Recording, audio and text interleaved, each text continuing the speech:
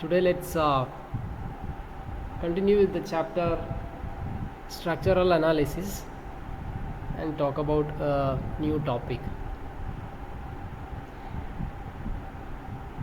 So in structural analysis, the last part we discussed was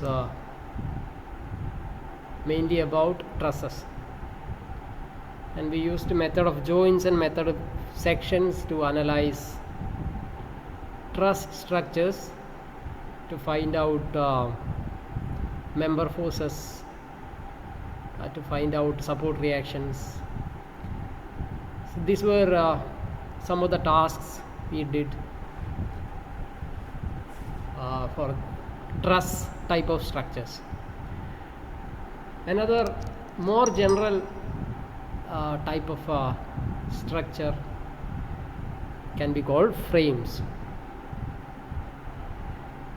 So I told you that to call a structure truss, we used some basic assumptions.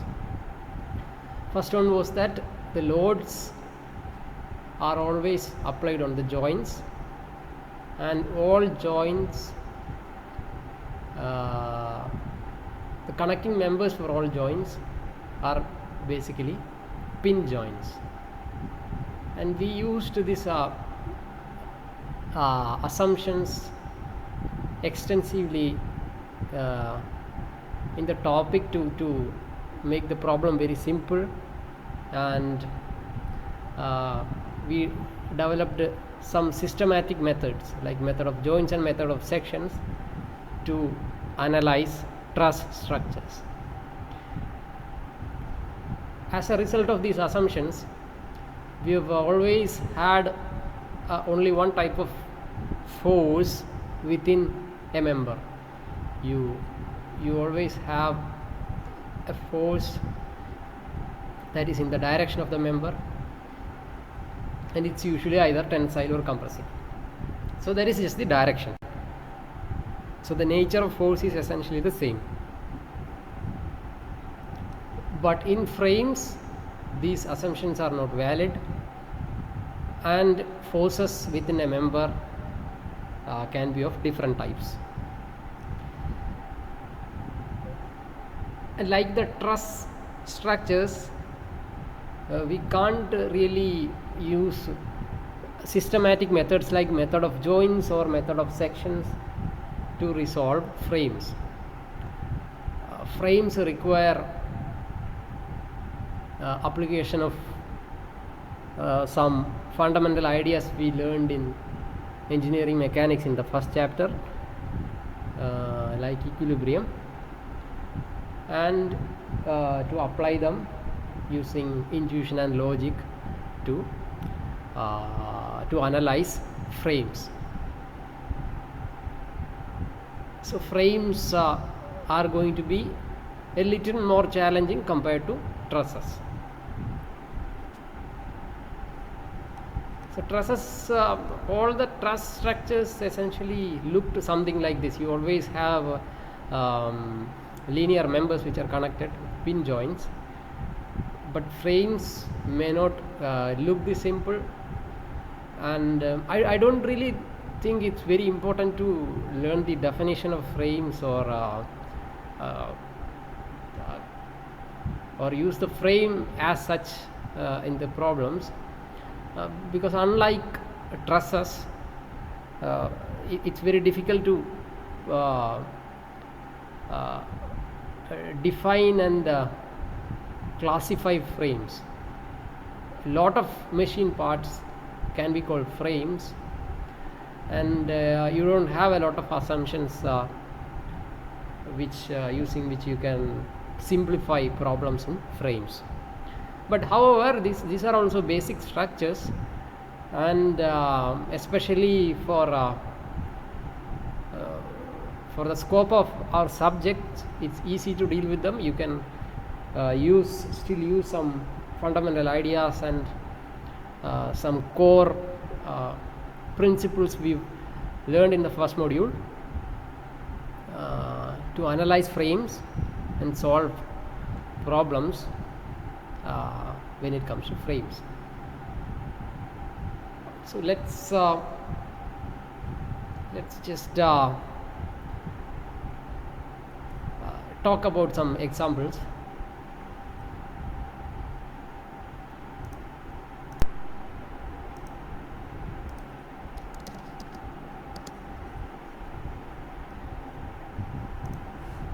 We will just start with a very basic problem.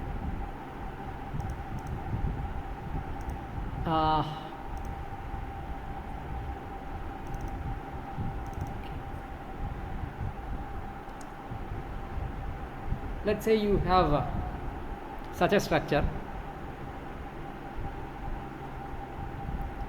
You have member A, B and BC. A is pin joined and fixed to the ground. C is also pin joined and fixed to the ground. In the member AB, bar AB,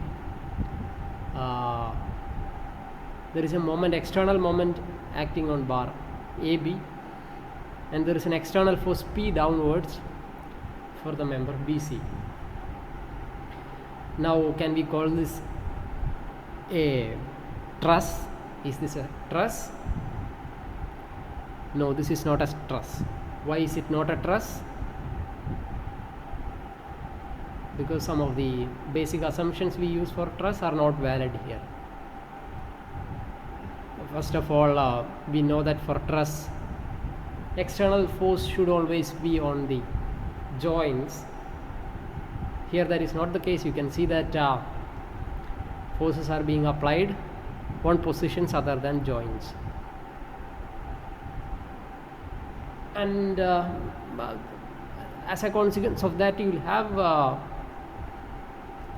forces, complicated forces.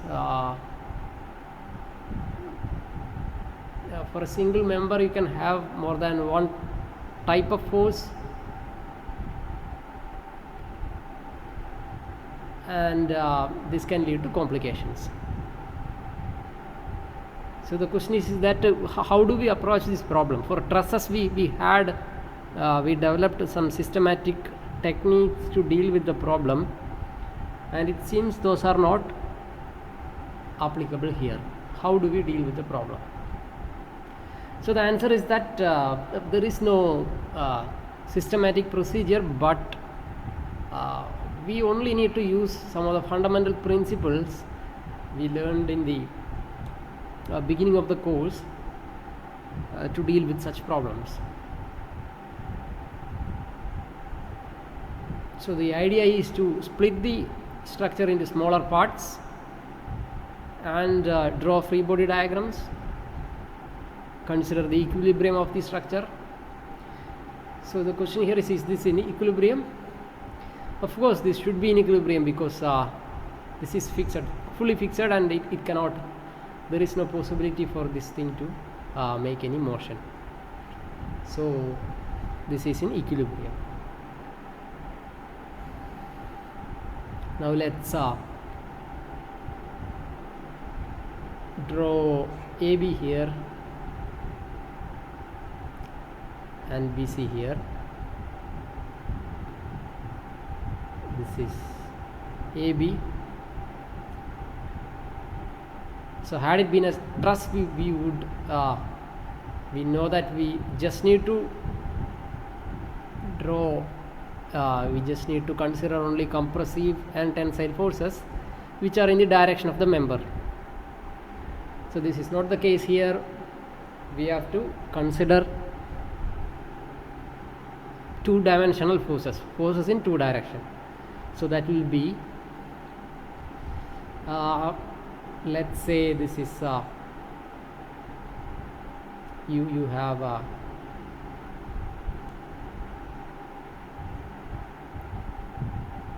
what do we call this force? Let's call this F A X.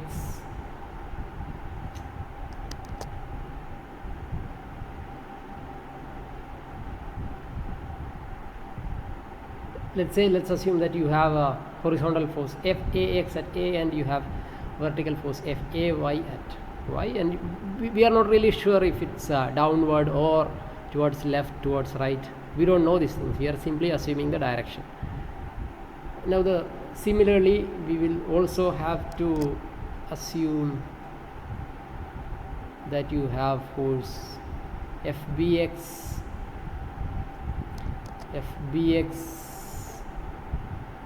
in x direction and Fby in y direction. Now you also have a moment, external moment m here. And similarly for the member BC, you will have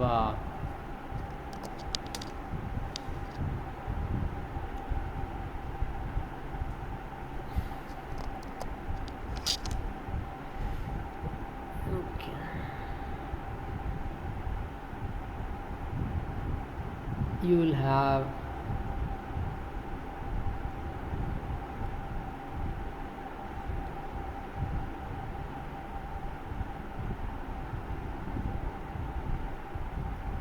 force Fcx here and Fcy here. We don't know those values, and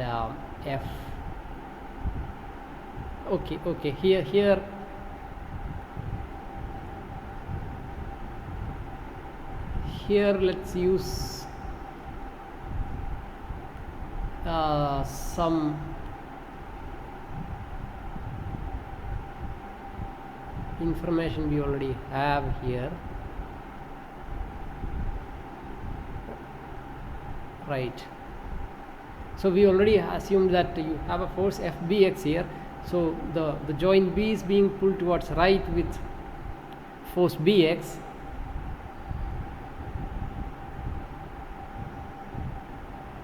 So if BC is pulling B towards right,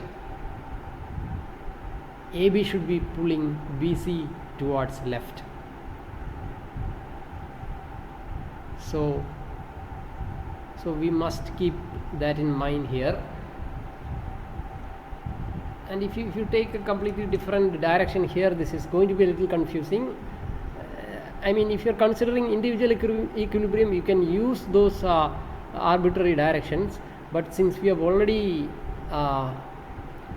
written down and we have already used these assumptions, we have assumed that B is being pulled upwards with the force Fby and B pulls towards right with the force Fbx. Let's use that idea. So this is like so here Fbx should be in this direction, and B is being pulled up here by BC. So B here should be pulled down by AB. Sorry, means exactly the opposite direction. So if Fbx is drawn towards right here, let's draw Fbx towards left here and Fby downwards here. Here Fby upwards and here Fby downwards. So this is something we already know, right? It's, if you have a string, let's say like one man is standing here and another guy standing here, and you are pulling this string or rope towards you. Okay, now we are considering this equilibrium of this rope, and none of them are moving. Okay, if you are considering the equilibrium of the rope, all part of the rope should be in equilibrium. So if I am cutting it here, what will be the direction of force here? That will be, it's a tight rope, so this rope, part of the rope will be is being pulled towards right by this man, and this part of the rope is being pulled towards left by this guy. So these directions are always opposite. So that's the, I'm using the same idea here. B is being pulled towards right, so B here is being pulled towards left by this guy. So these two people are kind of having an action of a rope, tight rope. So this is here, you are sort of familiar with these ideas if you have enough practice using the fundamental principles of mechanics. So let's continue here. So if you consider equilibrium of this part, we also have one more force here, which is P, right? P is downwards, and that's P there. Now that's it. This is how you split this particular frame into individual members and draw free body diagrams. Now the question here is that how is this useful? Why are we doing this? Now if this is a given frame, naturally this external forces P and M should be given, right? P comma M should be given values. If they are given values, how many unknowns do we have here?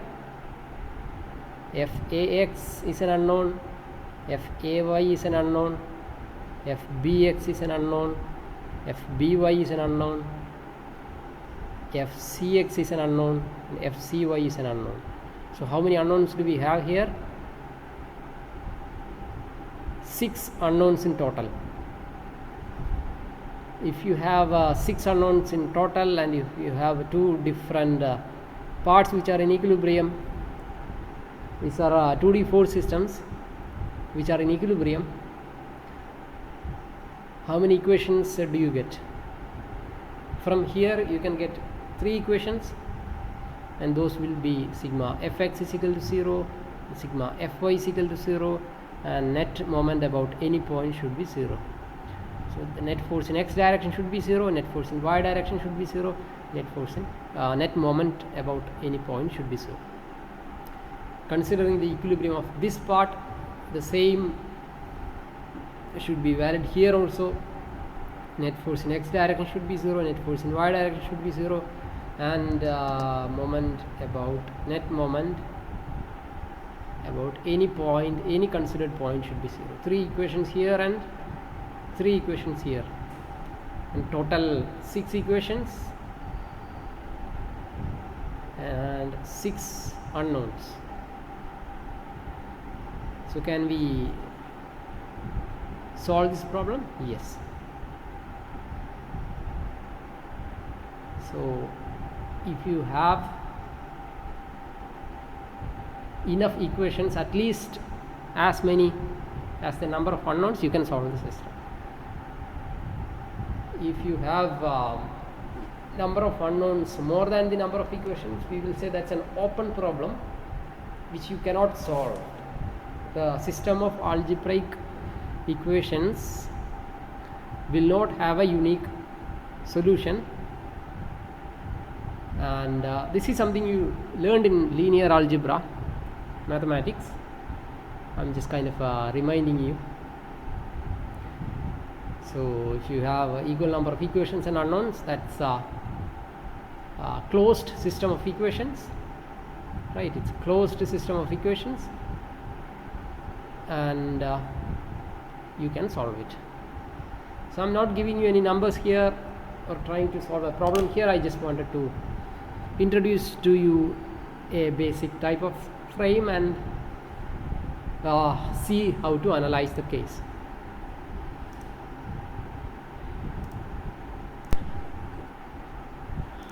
Let me just show you a few more examples for frame problems.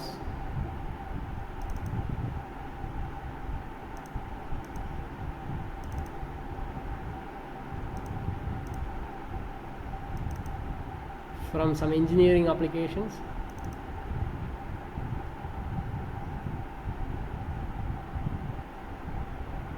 So this is a picture taken from a textbook from Hebler.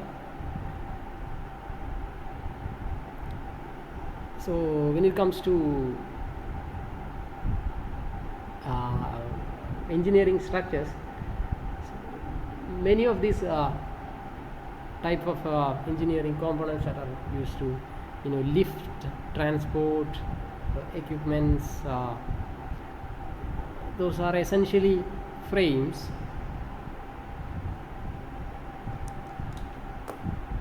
and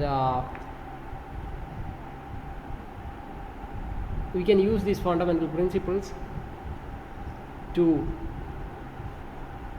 divide these complex frames into individual components and apply principles of equilibrium and analyze the structure. Here in this case you can see that your frame here, so this is probably something like a conveyor belt. You have a bar like structure here, and it seems a weight is being lifted here. Not weight being lifted, a weight being kept there for practical purposes. Now if you have for such an engineering structure, you can a very simple formulation, a simple analysis for such a structure can be done this way. This is actually far too simplified, but still let's we can calculate we can get a good idea about what kind of weight should be there, what kind of forces are being, what kind of member forces are there in the members of the frames, what should be the tension, what is the tension in the conveyor belt, etc.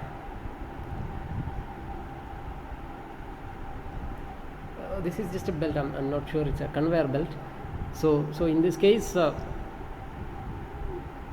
you can see here this part, a member, a linear member is plotted here, and you have a pulley connected to member AB. It's not AB, something should have been written here. Okay, let's call it AC or something if this is C, and you have ropes around the pulley, and now each of these individual members, AB, this linear member, the pulley, the rope, the weight, we can split the structure into smaller parts and consider the free body diagram, equilibrium of individual parts, and analyze the frame. So this is what we call a backhoe of we usually have these what we call JCBs in our place, and it has this backhoe which is essentially a complex frame. So it has many components, individual components, which are connected using pin joints, and there are these pin joints are not always connected at the joints, it's connected at other places also, and you have the one end of the backhoe using which soils etc. are collected. So we can actually split this complex engineering structure into individual parts, consider the free body diagram of them, and draw all external forces, write down equilibrium equations, or come up with a linear set of linear algebraic equations, and put it into make it into a matrix form, Ax equal to B, and calculate all unknowns using a calculator, or if it's complex enough, even using a computer.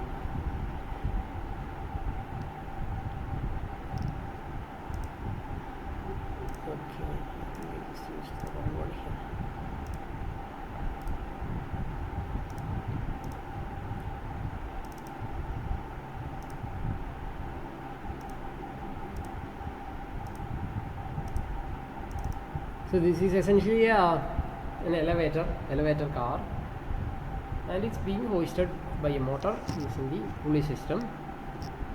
And so I'm not going to solve this problem. It's being stated that the car is traveling with a constant speed, so it does not have an acceleration. It's traveling with a constant speed.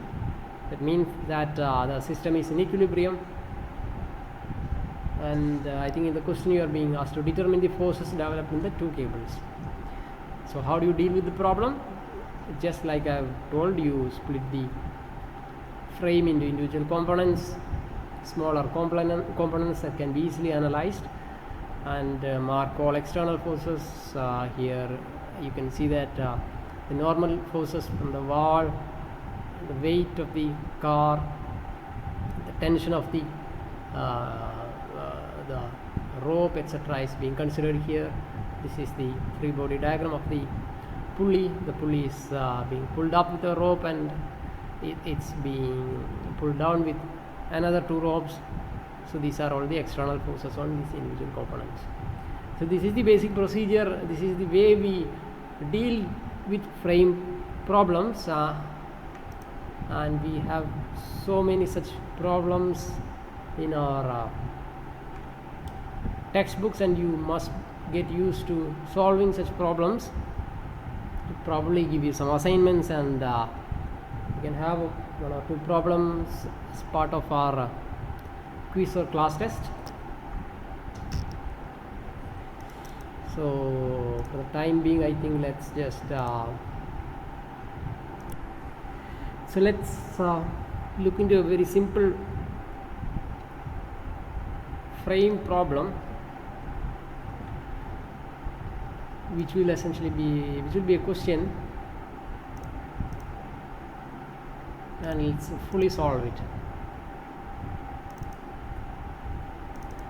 Right, you have two planks as shown in the figure. They are connected together by a cable BC and a smooth spacer DE. So this is a cable, this is a rope, and this is a spacer. So a rope is supposed to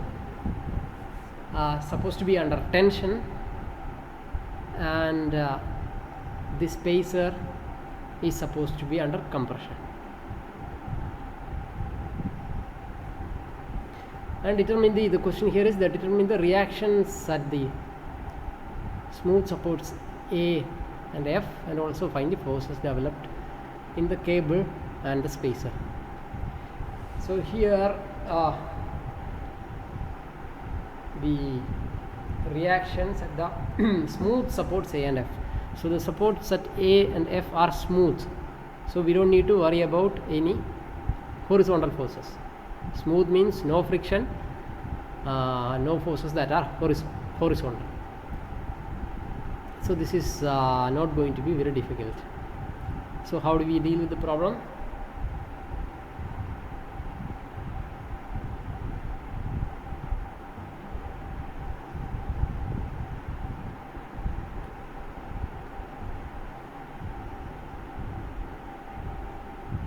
So just like I told you, the idea is to split it into smaller components, and let's say we are removing the support here. If we are removing the support here, we will have an upward force here. Okay, we are removing the support and substituting it with forces, reaction forces, vertical at Y, and this is R, F, Y.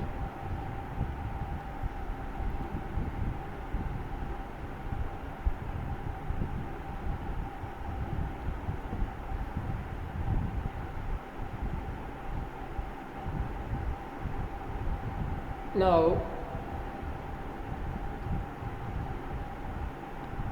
if we consider the whole member together, you can easily calculate RAY and RFY. Consider the equilibrium of the structure, the whole structure.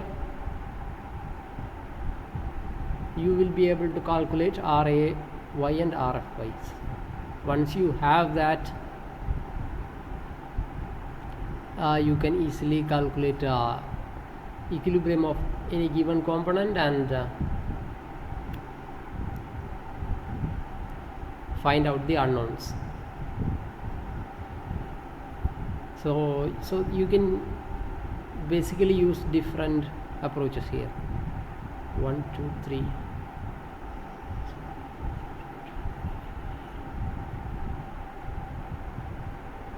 Three unknowns, yes.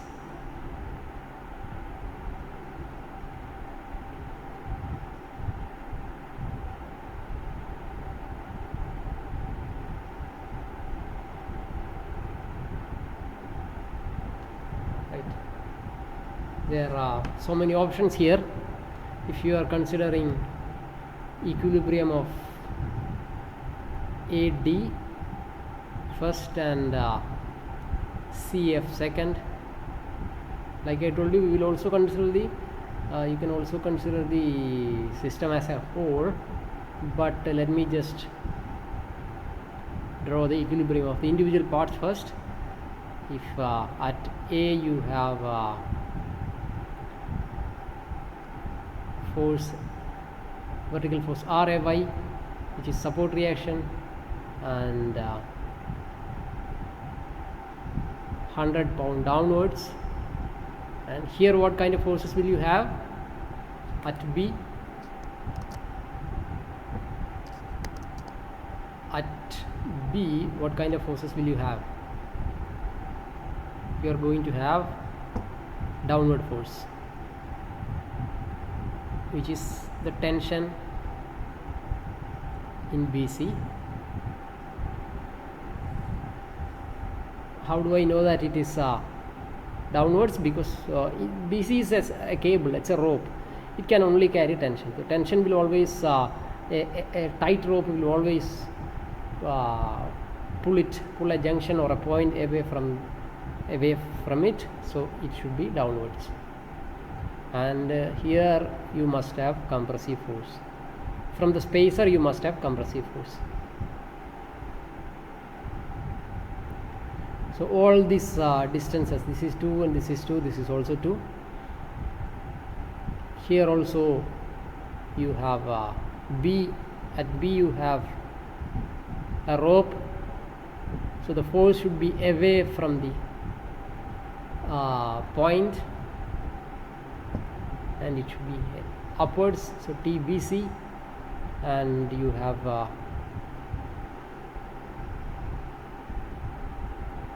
okay, I did not mark it here. This is we will call that FDE, okay, member force in DE. Here FDE downward. This is spacer will get compressed, so compressive force here also compressive force. Here 200 pound downwards, support reaction upwards, RFY. So how many equations and how many unknowns do we have?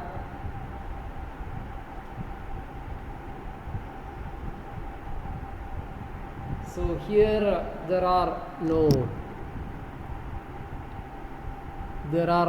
horizontal forces. This is interesting because there are absolutely no horizontal forces, and we won't get a separate equations in the horizontal direction, right? If you try to write sigma Fy is equal to 0 for the system, you will see that there is nothing, absolutely no forces. You get 0 is equal to 0, so which is not very useful for us. So you are supposed to get 3 equations from here, but since there are no forces in horizontal direction and no unknowns also, unknown forces in that direction, so that we will get only 2 equations. That will be net force in x direction is equal to, net force in y direction equal to 0 and the net moment about any point should be 0. Same case here. You don't have any force in x direction, so net force in y direction should be 0 and net moment about any point should be 0. So how many equations? 2 equations here, 2 equations here, and you have total 4 equations. And how many unknowns do you have here? Ray is an unknown, Fy is an unknown, Tbc is an unknown, and Fd is an unknown. Tension in BC, Tbc, and Fd is an unknown. 4 unknowns, right? 4 unknowns and 4 equations. You can solve it. Like I told you in the beginning, you could have used different approaches also. You could have considered the whole system together. You could have considered the whole system together. If you consider the whole system together, you have unknown reaction here. Here you have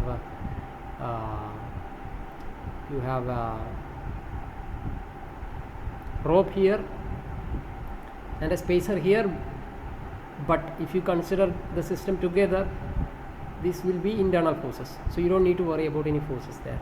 So you have 100 lb here, 100 pound here, and 200 pound here.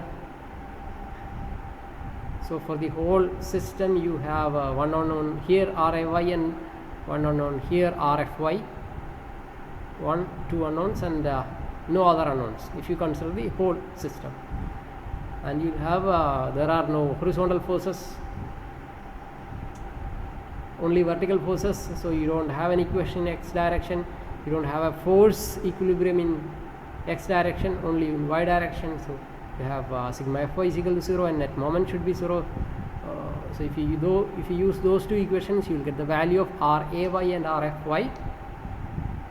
So once you have them, if you consider any as a second part, first calculate Ray or Rfy, and then consider the equilibrium of any of the members. So if Ray is already known, then only 2 unknowns are remaining. So this system has associated 2 equations using which these 2 unknowns can be resolved. So that's a different approach. So this is a quite basic simple problem, and any approach will be fine. If you like, if you want to see me solve this problem, I think this is quite straightforward. Should I draw it? Should I write down the equation? This is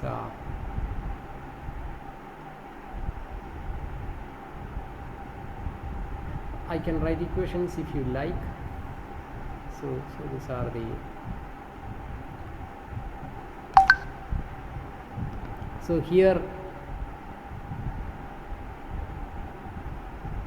here net force in y direction should be 0, Ray positive, 100 pound downwards negative, Tbc negative, and Fde upwards positive. And for this structure again we can use the force equilibrium equation y direction. So Tbc is upward positive, Fde is downward negative, 200 pound is again downward negative, and Fy is upward positive.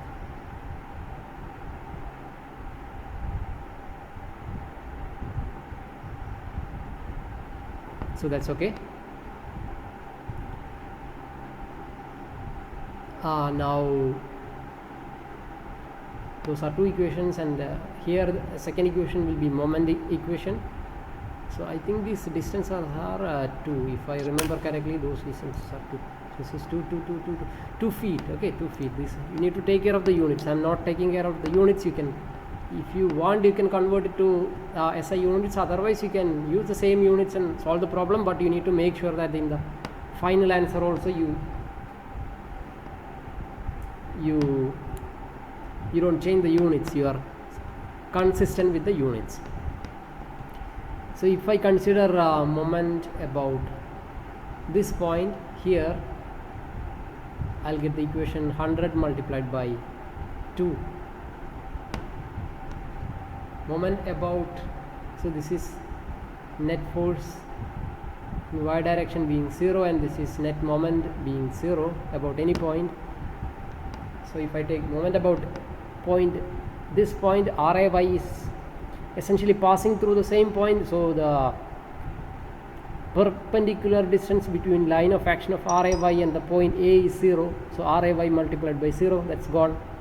Now you have force 100 pound, 100 multiplied by the distance between line of action of 100 and the point A, which is 2. So 100 multiplied by 2, and this is in clockwise direction. This is in clockwise direction. So clockwise direction, the moments in clockwise direction can be taken as negative. And again you have TBC multiplied by what is the distance between line of action of TBC and the point A, that is 2 plus 2 4, TBC multiplied by 4. So that is about A, this is a clockwise moment, so again negative. Then you have FDE upwards, FD upwards, what is the perpendicular distance between line of action of FDE and the point A, that is 2 plus 2 plus 2 6, so force multiplied by 6. So that is causing a anti-clockwise moment, so let's take it as positive, so that should be equal to 0. Sorry, I forgot to put 0 here. It's equal to 0. If you add them up, you should get 0. Now in this case also moment equation can be calculated about any point. Let's say I'm just choosing this point, so about that point FDE, so TBC is passing through that point, so the perpendicular distance between line of action of TBC and the point should be 0. So TBC multiplied by 0, that's gone. FDE, then you have force FDE which is acting downwards, so about this point it's causing a clockwise moment, so clockwise moment can be taken as negative. So FDE multiplied by the line the perpendicular distance between line of action of FDE and the point, this point is 2, so FDE multiplied by 2, and then you have 200 pound force there, 200 multiplied by 2 plus 2. 2 plus 2 is the perpendicular distance between line of action of 200 pound and the point here, so 200 multiplied by 4, that's downward, so it's causing a clockwise moment about this point. So clockwise moments are can be considered to be negative by convention. Then you have third force, the fourth force RFY. RFY is there. RFY is the perpendicular distance between line of action of RFY and this point is 2 plus 2 plus 2 6, so RFY multiplied by 6, so that is an anti-clockwise moment.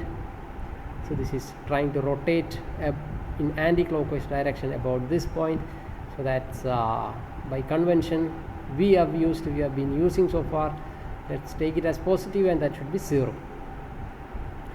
So this is now quite straightforward. You can simply find out these unknowns very easily here.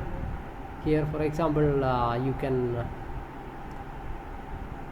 find the value of FD equal to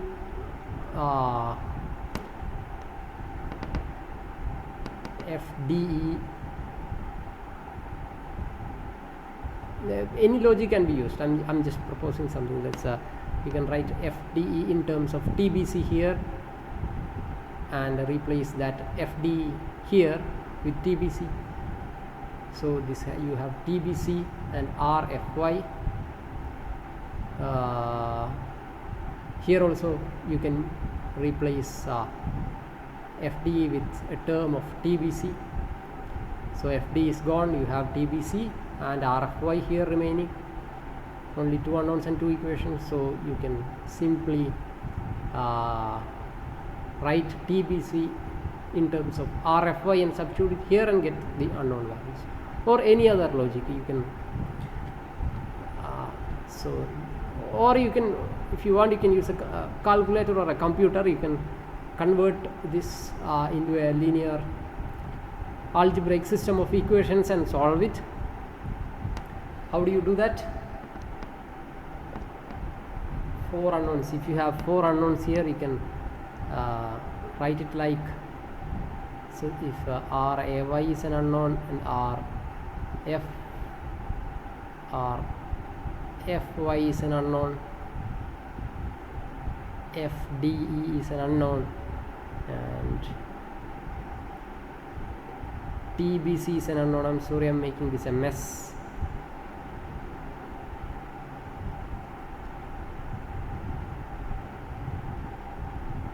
So you can actually write a 4x4 matrix here. This is not necessary for you, this is not part of the syllabus. I'm just telling you this is actually possible. So you can